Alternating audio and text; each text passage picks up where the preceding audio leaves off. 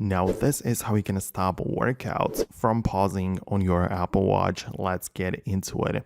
So if the workouts are pausing randomly, there is a possibility that you have some settings tweaked in a way that is enabling this.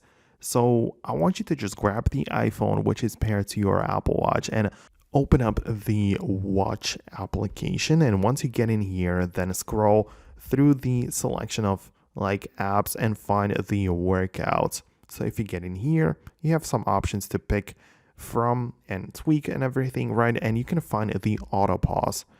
And this is a feature which will enable, if it is enabled, it will have the effect of pausing different workout types, which includes running and outdoor cycling.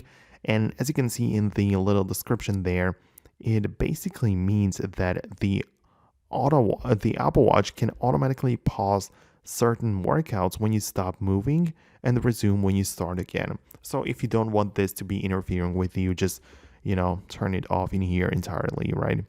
But also below you have a section called press to pause.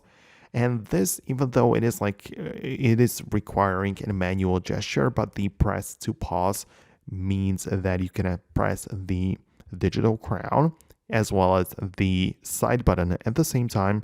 This is a gesture which you usually perform to take a screenshot, but if this is turned on during workout, you can press that and it will pause and resume it.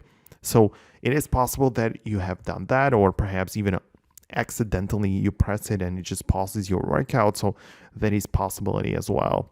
Also, perhaps the Apple Watch is very loosely on your wrist and therefore it cannot read the information properly and it just causes the workout to be paused. That's another issue as well, but these are the most common ones. So if there is anything else going on, please leave a comment below and we can take a look at it. Perhaps I might make an updated video about it. But that's it from me. Hit the thumbs up, subscribe below, and I'll see you in the next video.